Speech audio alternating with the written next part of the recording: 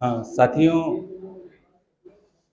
सबसे पहले तो आप सभी को दीपावली की बधाई, शुभकामनाएं। और नफ़रत के अंधेरे को मिटाने के लिए, नफ़रत के अंधेरे के खिलाफ ज्ञान की रोशनी बढ़ जाए और इस ढंग से हमारी दिवाली बन जाए। तो ये कोशिश है और आज ये कोशिश नशिस्त के माध्यम से भी की जा रही है। और आज छोटे से फ़ोन कॉल से इतने सारे साथी आ गए और ये जगह भी इसलिए यहाँ पर रखी है कि बहुत सारे साथियों का स्कूल छोड़े हुए बहुत समय हो गया, तो वो आज कक्षा में बैठने का आनंद भी ले लें। तो साथियों, ये क्लास में भी इसलिए किया गया है कि यहाँ पर हमको अपने स्कूल की, ट्यूशन की यादें ताज़ा हो जाएं। ये इसलिए भी महत्वपूर्ण है कि हम इस ढंग की नशिस्त में बैठ के बहुत सारी चीज़ें सीखेंगे। और मैं आपको बताना चाहता हूं कि यहाँ पर हमारे बहुत सीनियर साथी आदरणीय राकेश मिश्रा जी, भगत सिंह यादगार मंच के संयोजक मौजूद हैं। उनकी सरपरस्ती में ही कार्यक्रम हम कर रहे हैं। और बकार भाई, जिनका मयार बहुत अच्छा है, यावर साहब, ऐसे बहुत सारे साथी हैं जो लगातार अच्छी रचनाएं सुनते हैं, सुनाते हैं। और जो केवल शहर के लिए नहीं, देश के लिए नहीं, दुनिया की बेहतरी का सपना जिनकी आंखों में है, ऐसे हमारे एडवोकेट साथी, पर्यावरण को लेकर काम करने वाले, आइए, आम लोगों को लेकर, आम लोगों की चिंता करने वाले एडवोकेट पुष्पराग जी भी हमारे बीच में हैं। हमारे नौजवान साथी प्रदीप सेन, हमारी अशफाक बिस्मिल कमेटी जो कौमी एकता को लेकर बनाई गई है, वो साथी, ट्रेड यूनियन के साथी जैन साहब, हरकांत अर्पित जी, मंसूर भाई, ऐसे तमाम साथियों का हम इस्तकबाल करते हैं। और ये कोशिश है कि इस ढंग की गोष्ठियाँ हमको तहजीब और तमीज़ सिखाएंगी। जब हम हमारे सीनियर साथियों के साथ में बैठते हैं तो हम ये सीखते हैं कि वो किस ढंग से वो पढ़ते हैं, उनका लहजा कैसा है, वो किस ढंग से सोचते हैं। क्योंकि बहुत सारे शायर ऐसे हैं जो बोलते हैं, इंसानियत की बात करते हैं अपने एक शेर में, और दूसरे शेर में कह देते हैं कि पाकिस्तान को हम तबाह कर देंगे। तो उससे पता लगता है कि उनका पहला शेर जाया हो गया, क्योंकि वो इंसानियत की जो बात कर रहे थे और अगले ही पल वो पाकिस्तान के लोगों को मार डालने की बात करते हैं। हमारा बार बार कहना है कि पाकिस्तान का हुक्मरान हो सकता है जो वहां की जनता का शोषण कर रहा है। पाकिस्तान की जनता खराब नहीं है, हर देश की जनता अच्छी है, वहां के हुक्मरान लोगों को परेशान करते हैं। इसलिए हर देश में उनके हुक्मरानों के खिलाफ लोग आवाज उठाते हैं। इसलिए राहत इंदौरी साहब कहते हैं, सरहद पर तनाव है क्या, सरहद पर तनाव है क्या, पता तो करो मुल्क में चुनाव है क्या, पता तो करो मुल्क में चुनाव है क्या, खौफ बिखरा है दोनों सिमतों में, तीसरी सिमत का दबाव है क्या। तो ये राहत इंदौरी साहब का लहजा है जो पूरी कौम की चिंता करते हैं। और ये बात सच है कि भारत पाकिस्तान में जब युद्ध होता है, एक मिनट, शिवाजी को बुला लेना।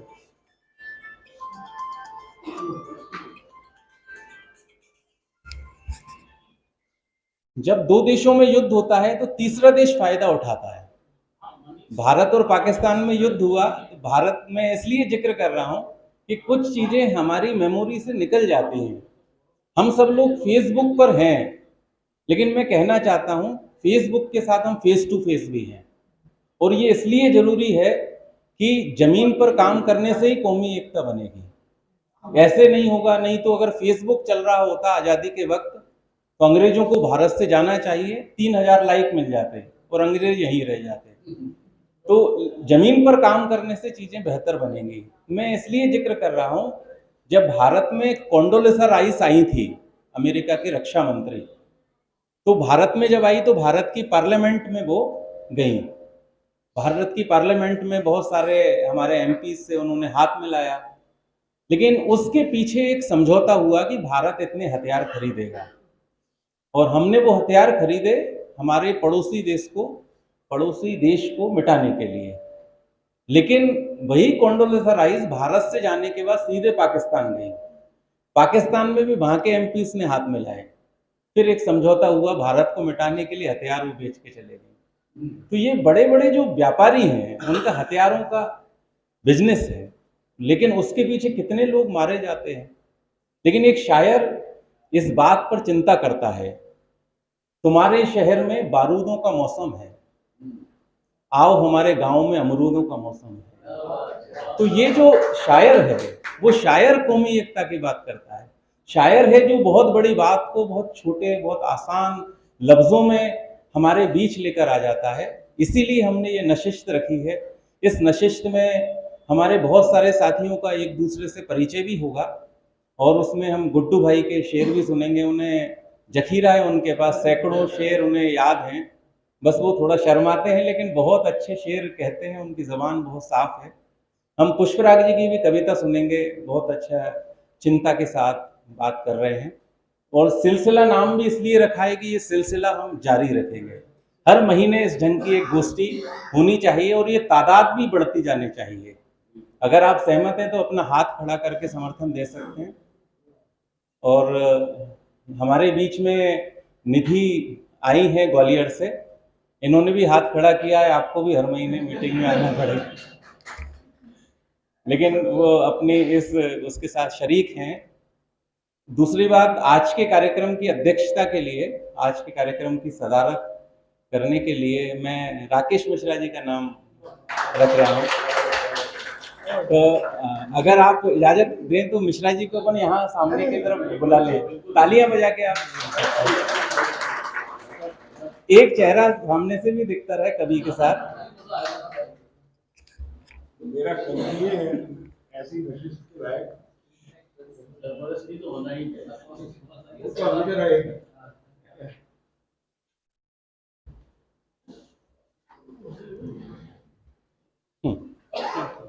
कुर्सी लगाएं?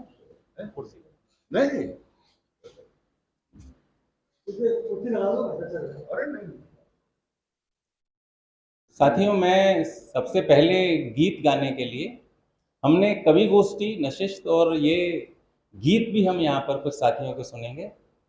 आज त्यौहार का दिन है, इसके बावजूद इतने सारे साथी शिरकत कर रहे हैं, ये बहुत महत्वपूर्ण है। और उर्दू और हिंदी का बहन और मौसी का रिश्ता है और ये कोशिश की जा रही है कि हम सब एक दूसरे की भाषा से भी सीखेंगे। नहीं तो भाषाओं के नाम पे नफरत हो रही है, इतनी नफरत हो रही है। भाषा के नाम पे आंदोलन हो गए देश में। भाषा किसी की बपौती नहीं है। जो भाषा मनुष्य ने बोलना सीखा और जिसे डेवलप कर लिया वो हम सबकी भाषा हो गई। और भाषा ऐसे ही बनती है। भाषा क्या है? भाषा विचारों की वाहनी है। मतलब ये हमारे विचार जिस भाषा में एक्सप्रेस हो सकते हैं वो हम भाषा बोलते हैं। वो भाषा निकल कर आ जाती है बाहर। जैसे गुना का व्यक्ति हव बोलता है और कोई नहीं बोलते हैं, तो अगर कोई हव बोल रहा है तो समझ जाइए गुना का है। अब गुना के दो लड़के अंग्रेजी सीख रहे थे, तो वो अंग्रेजी सीखने जाते थे, इंग्लिश में ही बात करने की कोशिश कर रहे थे। धूल आई जोर से तो बोले ओ माय गॉड धूरा। तो समझ में आ गया कि भाषा निकल कर आती है। तो भाषा के लिए झगड़े हो रहे हैं देश में। तो हम इन सारी बात विषयों पे भी हमारे शायर अपनी कविताओं में, अपने शेरों में अपनी बात रखेंगे। मैं मंसूर भाई से गुजारिश कर रहा हूँ, बहुत शानदार गला है और मेरी बात को तस्दीक आप करेंगे जब उनकी आवाज़ आप सुन लेंगे। मंसूर भाई से गुजारिश है वो आए और यहाँ पर एक गीत यहाँ पेश करें। आप सहमत हैं ना गीत सुनने के लिए? तो कुछ लोग ताली नहीं बजा रहे हैं। आप लोगों को सुनने आए थे ये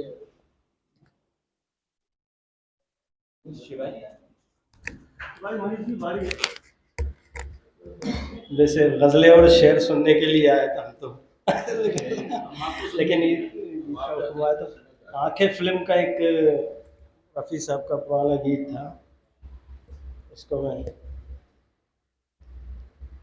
शबनम कभी शोला कभी तूफान है आंखें, शबनम कभी शोला कभी तूफान है आंखें, आँखों से बड़ी कोई तराजू नहीं होती,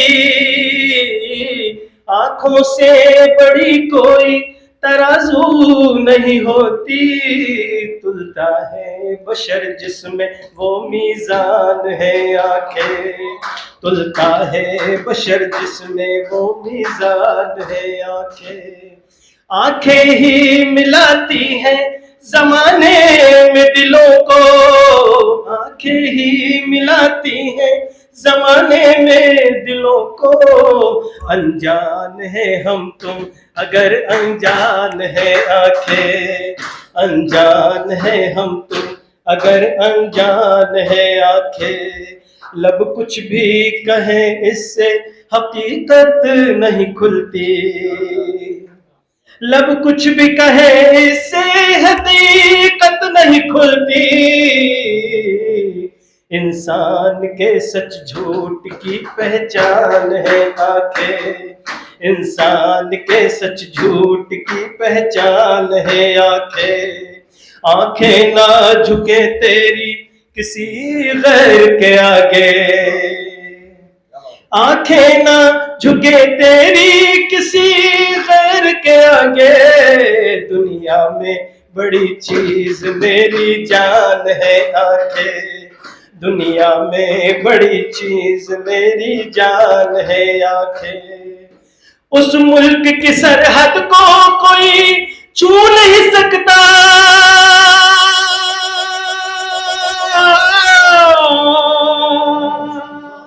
उस मुल्क की सरहद को कोई छू नहीं सकता, जिस मुल्क की सरहद की निगहबान है आंखें, जिस मुल्क की सरहद की निगहबान है आंखें। अनजान है हम तुम अगर अनजान है आंखें।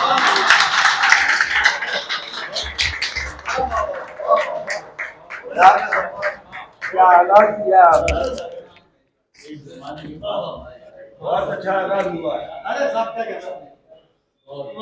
तो मैंने सही कहा था कि मंसूर भाई की आवाज़ बहुत अच्छी है, और अगर आपको अच्छी लगी तो सब एक बार मिलके तालियां मंसूर भाई के लिए बजाएं। मंसूर भाई की आवाज नहीं, मंसूर भाई बहुत अच्छा। ये तो और भी अच्छी बात है। हाँ, मैं माजरत चाहता हूँ, मंसूर भाई भी अच्छे हैं और जो तारीफ कर रहे हैं वो सभी अच्छे हैं। मैं इसके बाद एक हमारे युवा साथी प्रदीप सेन को बुला रहा हूँ। वो अच्छी गज़लें लिखने की कोशिश कर रहे हैं और इस ढंग से ही चीज़ें होंगी। मुनव्वर राणा ने बहुत अच्छे शेर लिखे। अजब दुनिया है ना शायर यहाँ पर सर उठाते हैं, अजब दुनिया है ना शायर यहाँ पर सर उठाते हैं, और जो शायर हैं वो महफिल में दरी चादर उठाते हैं। जो शायर हैं वो महफिल में दरी चादर उठाते हैं, और तुम्हारे शहर में तो मैयत को सब कांधा नहीं देते, हमारे गांव में भी तो छप्पर भी मिलके उठाते हैं, हमारे गांव में तो छप्पर भी मिलके उठाते हैं। इन्हें फिरका परस्ती मत सिखा देना कि ये बच्चे जमी से चूम कर तितली के टूटे पर उठाते हैं। समंदर के सफर से वापसी का क्या भरोसा, तो ए साहिल खुदा हाफिज की हम लंगर उठाते हैं। मैं इसके बाद प्रदीप सेन से गुजारिश कर रहा हूँ वो आए और यहाँ पर अपना कविता पढ़ें।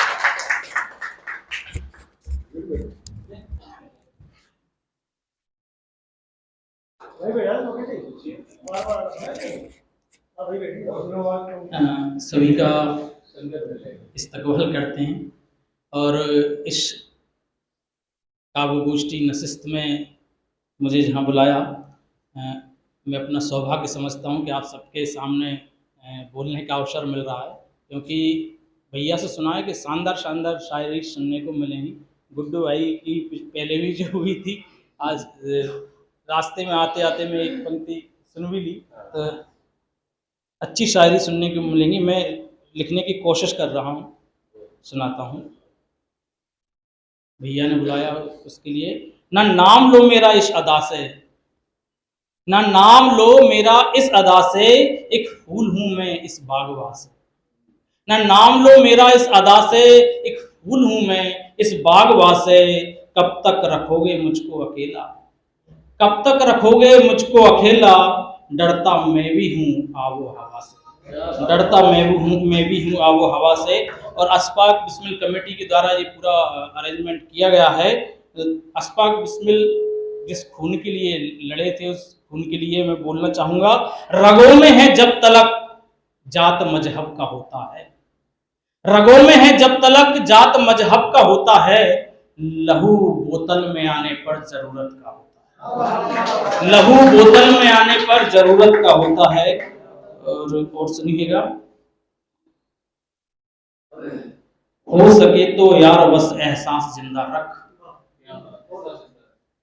हो सके तो यार बस एहसास जिंदा रख, प्यास थोड़ी और थोड़ी आस जिंदा रख, हो सके तो यार बस एहसास जिंदा रख, प्यास थोड़ी और थोड़ी आस जिंदा रख, बोलना मालिक को अगर लगता है बगावत, बोलना मालिक को अगर लगता बगावत है, बोलना मालिक को अगर लगता बगावत है, गोलियां सीने पे खा आवाज जिंदा रख, बोलना मालिक को अगर लगता बगावत है, बोलना मालिक को अगर लगता बगावत है, गोलियां सीने पे खा आवाज जिंदा रख, आसमां में गर तुझे भरना उड़ाने हो, आसमां में गर तुझे भरना उड़ाने हो, पिंजरे को अब कुतर आकाश जिंदा रख, आसमां में गर तुझे भरना उड़ाने हो, आसमां में गर तुझे भरना उड़ाने हो, पिंजरे को अब कुतर आकाश जिंदा रख, बात ये भी सच है कि जीने नहीं देगा वो, बात ये भी सच है कि जीने नहीं देगा वो, जीने की चाहत है तो सांस जिंदा रख, जीने की चाहत है तो सांस जिंदा रख। और बोलना चाहूंगा कि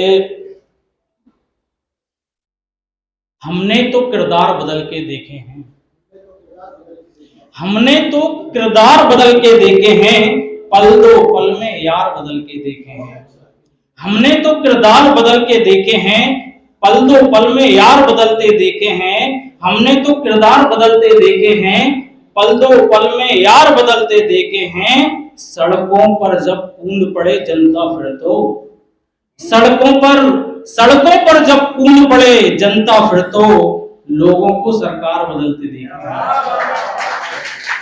सड़कों पर जब कूद पड़े जनता फिर तो, सड़कों पर जब कूद पड़े जनता फिर तो, लोगों को सरकार बदलते देखे हैं, तूफान हो गई आज हवा देखो आकर, तूफान हो गई आज हवा देखो आकर, मौसम के श्रृंगार बदलते देखे हैं, अब सच को तो यूं भी वो खा जाते हैं, अब सच को तो यूं ही वो खा जाते हैं, अब सच को तो यूं ही वो खा जाते हैं, हमने तो अखबार बदलते देखे हैं, अब सच को तो यूं ही वो खा जाते हैं, हमने तो अखबार बदलते देखे हैं, झूठ का पर्दा फाश भला कैसे होगा, झूठ का पर्दा फाश भला कैसे होगा, इंसान के किरदार बदलते देखे हैं, झूठ का पर्दा फाश भला कैसे होगा, इंसान के किरदार बदलते देखे हैं, तकदीरों की बातें करना छोड़ दो अब, तकदीरों की बातें करना छोड़ दो अब,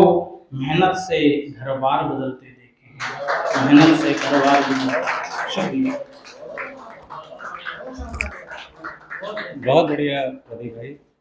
और प्रदीप भाई मलेरिया इंस्पेक्टर हैं, तो हमने उनसे कहा कि मच्छर बहुत हो रहे हैं, तो उन्होंने कहा वो डेंगू के हो रहे हैं, मलेरिया वाले नहीं हैं। तो प्रदीप भाई बहुत अच्छा लिख भी रहे हैं, और ये कोशिश करते रहने से सबकी लेखनी और परिष्कृत होती है। मैं इसके बाद एक गीत के लिए मुस्तफ़ा जाकिर भाई को आमंत्रित कर रहा हूँ, और वो मना कर रहे हैं, लेकिन अगर आप तालियां बजा देंगे तो हम उन्हें मजबूर कर देंगे कि वो गीत यहाँ पर आकर सुनाएं। मुस्तफ़ा जाकिर भाई तैयारी करके नहीं आया, ये रिकॉर्डिंग हो रही है अंदर भाई? हाँ, फिल्मी गीत यहाँ सब बहुत फिल्मी देखे हैं। जिंदगी के सफर में गुजर जाते हैं जो मकाम, वो फिर नहीं आते, वो फिर नहीं आते। जिंदगी के सफर में गुजर जाते हैं जो मकाम, वो फिर नहीं आते, वो फिर नहीं आते। फूल खिलते हैं, लोग मिलते हैं, फूल खिलते हैं, लोग मिलते हैं, मगर पतझड़ में जो फूल मुरझा जाते हैं, वो बहारों के आने से खिलते नहीं। कुछ लोग एक रोज जो बिछड़ जाते हैं, वो हजारों के आने से मिलते नहीं। उम्र भर चाहे कोई पुकारा करे उनका नाम, वो फिर नहीं आते,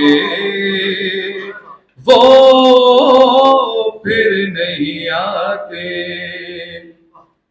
सुबह आती है, रात जाती है, सुबह आती है, रात जाती है, यूं ही वक्त चलता ही रहता है, रुकता नहीं।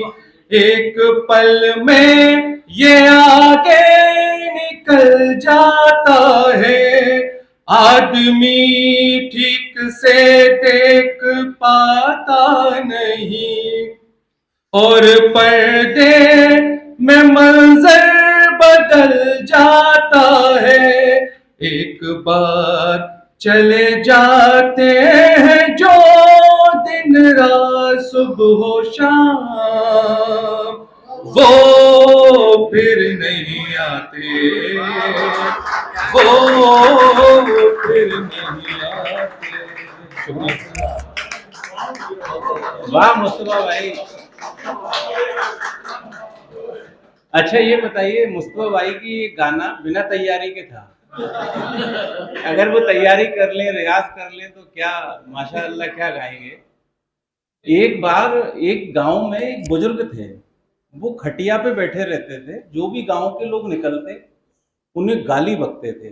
पूरा गांव परेशान, जो भी निकले उसे गालियां बकते। पुरुष, महिलाएं, बच्चे सब बहुत आगे जा चुके थे उनसे, इतनी गालियां बकते।